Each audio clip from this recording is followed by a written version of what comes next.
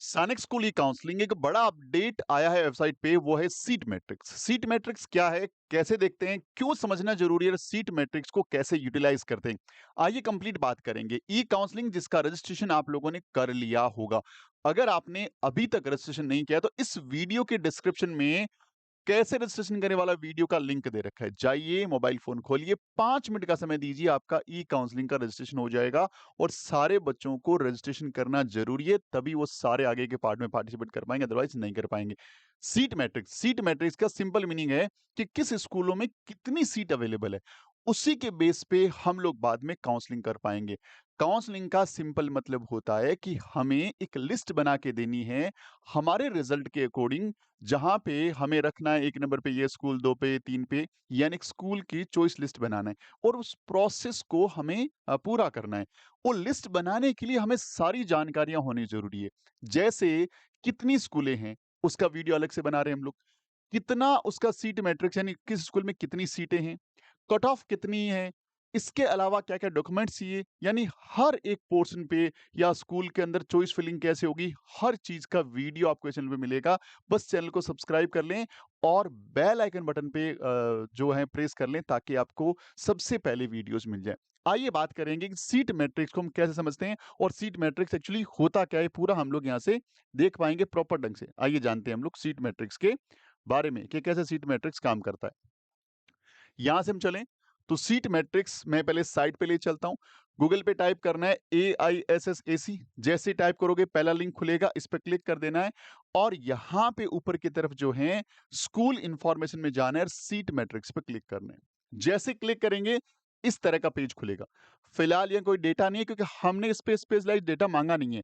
तो हमने बोला कि क्लास 6 के बारे में बताओ, तो क्लास 6 सेलेक्ट किया और यहाँ पे स्कूल का टाइप। अब यह स्कूल के 2 टाइप है, एक ओनली सैनिक स्कूल लिखा हुआ है, एक न्यू सैनिक स्कूल लिखा हुआ है। ओनली सैनिक स्कूल का मतलब हो गया पुराने वाली 33 स्कूल्स, और न्यू सैनिक स्कूल के अंदर जो पार्टनरशिप मोड पे नई स्कूल्स आई है, फिलहाल उनका नंबर 76 है, जो बढ़ करके और ज्यादा भी हो सकता है। तो लगभग 109 स्कूल फिलहाल काम कर रही है और इसका नंबर बढ़ सकता है। इनके बारे में जानना, मैंने बोला ओल्ड सैनिक स्कूल के बारे में बताओ, तो सर्च पे क्लिक किया। तो सर्च पे क्लिक करते एक लिस्ट नहीं नीचे खुल गई। यहाँ पे क्या है, सीरियल नंबर है, यहाँ पे स्कूल का नाम है, यहाँ सेटअप है किस तरह के स्कूल है, इसके अलावा यहाँ पे स्टेट का नाम है, यहाँ पे क्लास है, यहाँ पे जेंडर है, और उसके बाद जो है 2 तरह की सीट्स दे रखी है। होम होम होम होम और होम, 5 कैटेगरी पे ऊपर होम लिखा हुआ है। आगे लिखा हुआ है other other other other other. यहाँ 5 कैटेगरी अदर लिखा हुआ है, लास्ट में लिखा हुआ है टोटल काउंट। समझना कैसे है इसको, देखिए। होम का मतलब ये हुआ, होम का मतलब क्या होता है, बात को समझिए। यहाँ पे देखो, कोई भी बच्चा, सपोज दैट ये एक स्टेट है जिसका नाम राजस्थान है, जिसका नाम राजस्थान है। राजस्थान के अंदर एक स्कूल है जिसमें 100 सीटें हैं, 100 सीट्स हैं यहाँ पे। अब यहाँ पे होम और अदर की कहानी क्या है, उन 100 सीटों को 2 अलग कैटेगरी में बांट दिया, 67 और 33। और बोला गया कि राजस्थान में ये जो स्कूल है जहां पे 100 सीटें हैं, उसमें से 67 सीट यानी 67 बच्चे केवल राजस्थान के ही जाएंगे, केवल राजस्थान के ही जाएंगे यहां पर। तो ये कैटेगरी बन गई होम स्टेट कैटेगरी। अब जिस ढंग से राजस्थान में जो स्कूल हैं उसमें राजस्थान के बच्चे एज ए होम स्टेट है, उसी ढंग से यूपी के स्कूल के अंदर यूपी के बच्चे होम स्टेट है, इसी ढंग से बिहार के अंदर बिहार के बच्चे होम स्टेट है उन स्कूलों के लिए। तो ये होम स्टेट की कहानी होगी। अब बच गई 33। इन पे किसका अधिकार है भाई, ये 33 यहां से नहीं भरी जाएगी। तो अब राजस्थान के अलावा इंडिया में जितने भी स्टेट हैं, जितने भी स्टेट है, हर कोई आकर के इन 33 पे अपना अधिकार जमा सकता है, इनके लिए अप्लाई कर सकता है कि ये 33 पे में जाएंगे। अब अदर स्टेट से ये 33 बच्चे आएंगे, तो यहाँ पे जो सीट मैट्रिक्स आप देख रहे हैं, तो वहां पे आप देख सकते हैं अपने स्टेट की जितनी भी स्कूलें हैं, वहां पे जाके देखेंगे तो होम स्टेट में सर्च करना है, रिसर्च करना है आपको कि हाँ मेरी कैटेगरी में कितनी सीट हैं, और अपने स्टेट को छोड़ करके बाकी सारे स्टेट में, अदर स्टेट में आपको सर्च करना है।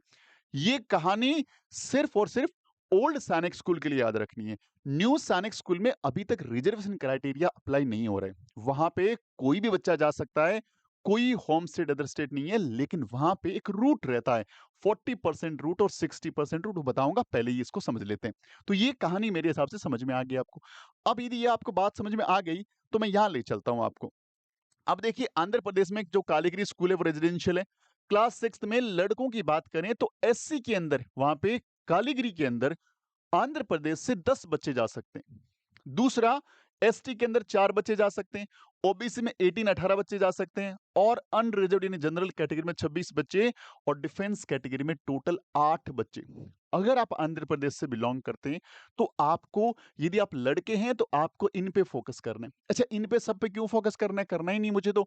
यदि मेरी कैटेगरी मान लीजिए एसटी है, तो मुझे सिर्फ ये ध्यान रखना है कि अच्छा कालीगिरी आंध्र प्रदेश में 4 लड़के सिलेक्ट होंगे मुझे पता लग गया। अब मेरी कितना है मेरा कितने चांसेस है वो डिपेंड करेगा रिजल्ट आने के बाद कि आप अपने स्टेट में, अपनी कैटेगरी में ऊपर से कौन से नंबर पे स्क्रॉल कर रहे हो। ये उस वहाँ पे डिपेंड करेगा। तो यहाँ पे आपको वहीं पे फोकस करना है।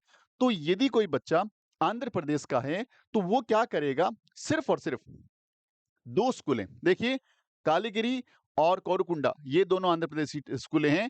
तो यदि कोई लड़का एसटी का है तो वो ध्यान रखेगा 4 यहाँ पे है, 4 यहाँ पे, टोटल 8 सीटें उसके पास है और 8 सीटों पे उसकी कहानी स्टार्ट होने वाली है। यदि कोई बच्चा एसटी का है तो 10 और 8 18 सीटें हैं। 18 के बाद जो हैं वो सीटें उसकी काम की नहीं, उसको 18 सीटों 18 सीटों पे फोकस करना है। अब ये होगी होम स्टडी कहानी। अब कोई ऐसा बच्चा है जो आंध्र प्रदेश के अलावा किसी भी दूसरे स्टेट का है और वो चाहता है कि आंध्र प्रदेश में सीट मिल जाए, तो उसको क्या स्टडी करना है? उसको ये वाला स्टडी करना है, अदर स्टेट वाली कहानी को स्टडी करना है। यहां से लेके यहां से लेके ये वाला स्टडी करना है। अच्छा, पूरा क्यों स्टडी करना है? अपनी कैटेगरी में देखना है। यदि मैं एसटी कैटेगरी का हूं तो मैं सिर्फ ये देखूंगा कि अच्छा यहां पे पूरे इंडिया से, पूरे भारत से 2 बच्चे एसटी के कालीगिरी में जाएंगे। कोराकुंडा में कितने जाएंगे? कोराकुंडा में 1 बच्चा जाएगा अदर स्टेट का। तो ये मैंने समझ लिया, अच्छा ये कहानी है। यदि मैं एससी से बिलॉन्ग करता हूं तो 4 बच्चे और 4 बच्चे। यदि मैं ओबीसी बिलॉन्ग करता हूं तो 8 और 7। यदि मैं अनरिजर्व्ड हूं तो 12 और 10 और यदि मैं डिफेंस से हूं 3 और 3। यानी मुझे मेरी कैटेगरी को देखना है। सर ये स्टडी करना क्यों ज़रूरी है? देखो बच्चों, जब आप सीट मैट्रिक्स को नहीं समझोगे, तो आपको जब काउंसलिंग स्टार्ट होगी, रिजल्ट आएगा उसके बाद वो सबसे पहले बोलेंगे कि श्रीमान अब आप एक काम करें, आप मुझे बताएँ कि आपके अपने स्कूल में स्कूल को लिस्टिंग करना है। लिस्टिंग का मतलब यदि सपोज़ 10 स्कूलें हैं 1, 2, 3, 4, 5, 6, 7, 8, 9 और 10। अब वो आपको बोलेंगे कि चलो आपको यदि मौका मिले तो पहले नंबर पे कौन सा स्कूल रखोगे? तो मैं रैंडमली इनको ऐसे थोड़ी रख दूंगा। मैं पहले ये देखूंगा कि भाई इन स्कूलों में कितनी-कितनी सीटें हैं।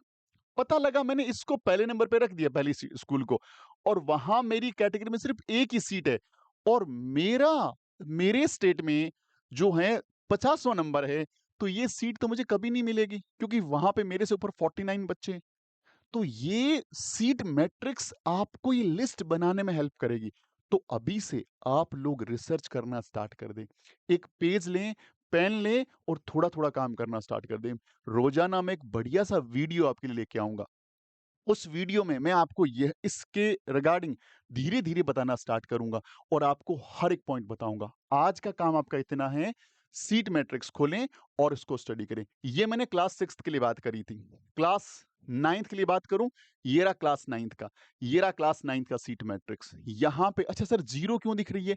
सर 0 सीट का मतलब क्या यहाँ सीट ही नहीं है? देखिए, बिल्कुल जी हाँ, यहाँ पे सीट नहीं है।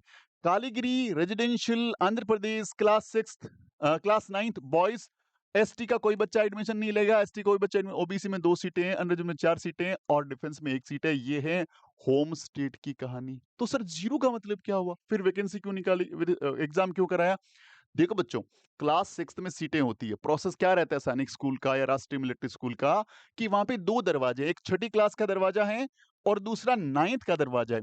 सर 9th का दरवाजा बहुत इंपॉर्टेंट है। छठी क्लास में सपोज दैट किसी स्कूल के अंदर टोटल 100 बच्चे एडमिट हुए और छठी पढ़ते हुए 7वीं और 8वीं यानी 6th, 7th और 8th पढ़ते हुए किसी बच्चे ने लीव कर दिया, छोड़ दिया स्कूल को किसी भी कारणवश।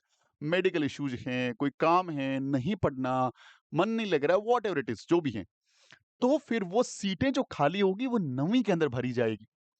बट जरूरी थोड़ा ही है, कई बार किसी स्कूल में कोई बच्चे छूटते ही नहीं है। तो उस साल वैकेंसी रिलीज ही नहीं होती। जैसे यहाँ पे 0 क्यों दिख रहा है भाई? यहाँ पे 0 इस दिख रहा है कि एससी के अंदर जिन बच्चों ने एडमिशन लिया था किसी ने स्कूल छोड़ा नहीं, तो सीटें हैं ही नहीं और सीटें नहीं है तो कहाँ से दिखाएँगे? तो इसलिए 9th में कॉम्पिटिशन बहुत अच्छा हो जाता है। इसीलिए हम लोग बोलते हैं कि 9th में यदि आप तैयारी कर रहे हो तो 2-3 साल में लगातार तैयारी करो। छठी में अगर आपको लग रहा है आपका सिलेक्शन नहीं हुआ या नहीं होने वाला है, अभी से तैयारी शुरू कर दो, एक भी दिन अपना खराब मत करो, क्योंकि कॉम्पिटिशन टफ है, आपके सामने चीज़ें दिख रही है। अच्छा जी, अदर स्टेट अपने को जो न्यू सैनिक स्कूल देखनी है, ये रहे न्यू सैनिक स्कूल, यहाँ पे कोई रिजर्वेशन नहीं है। यहाँ पे 60% 40% रूट है बस, कोई रिजर्वेशन नहीं है। देखिए एकदम पूरी की पूरी सीटें पड़ी 25, 9, 19 जितनी सीटें पड़ी, क्लास 9th की बात चल रही है। क्लास 9th की बात चल रही है। क्लास 6 में बात करें, खूब सारी सीट्स हैं। ये देखिए 70, यहाँ देखिए 80, 20, 100, 96, 144 यानी यहाँ खूब सारी सीटें। मैं बहुत जल्दी एक वीडियो लेके आऊँगा कि कम मार्क्स वालों को भी सीटें मिलेगी, कम नंबर है तो भी नेगेटिव नहीं होना, सीट मिल सकती है, आपको सैनिक स्कूल जाने का सपना पूरा हो सकता है, तो ये सारी चीज़ें हो सकती है।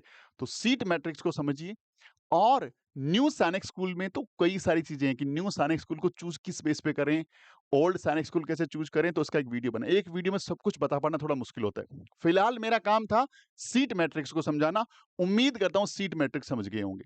अब एक लास्ट में इंपॉर्टेंट सूचना कि अगर आप अगले साल के लिए सैनिक स्कूल, राष्ट्रीय military school, Navodaya school, UP सैनिक स्कूल की तैयारी करना चाहते हैं, तो डेफिनिटली इस प्लेटफ़ॉर्म पे हम लोगों ने कॉम्बो बैच क्लास 6 और क्लास 9 का लॉन्च कर दिया है।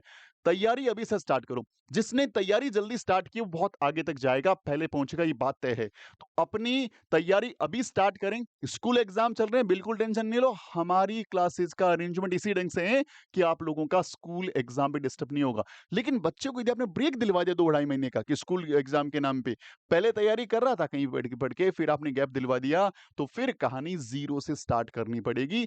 अदरवाइज़ जहाँ तक सीख लिया आगे चलती रहेगी। स्कूल एग्ज़ाम के बहाने से बच्चे की पढ़ाई मत स्टॉप करिए, कंटिन्यू तैयारी करिए। इसके साथ-साथ एक बड़ा अनाउंसमेंट हम करने जा रहे हैं। वो अनाउंसमेंट आपको दिखा दूँ? देखिए वैसे बहुत सारे वीडियोज़ आ रहे हैं आपके लिए।